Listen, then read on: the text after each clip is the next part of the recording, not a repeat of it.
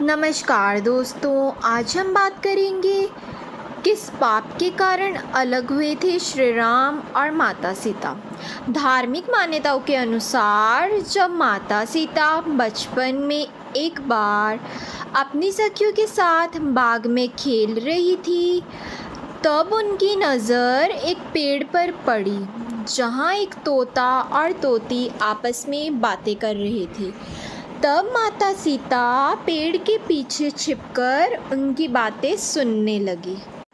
तोता और तोती एक दूसरे से कह रहे थे कि निकट भविष्य में एक महान राजा जन्म लेंगे जिसका विवाह सीता नाम की एक कन्या के साथ होगा।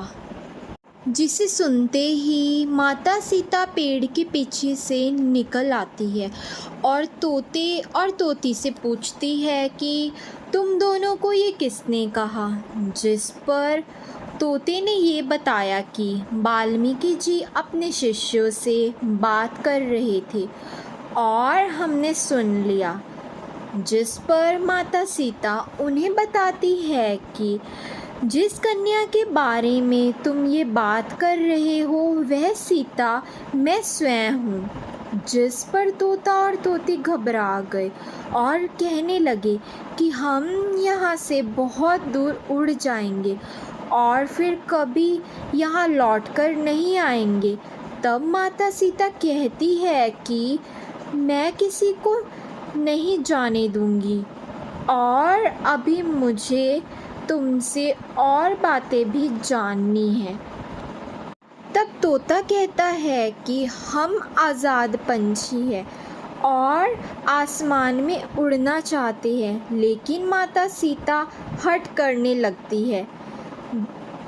जब माता सीता को यह मालूम पड़ता है कि मादा तोती गर्भवती है, तब वह उसे रोक लेती है और नर तोते को उड़ जाने के लिए कहती है, लेकिन नर तोता मादा तोती से अलग होकर नहीं जीना चाहता था और इस कारण वह अपने प्राण त्याग देता है।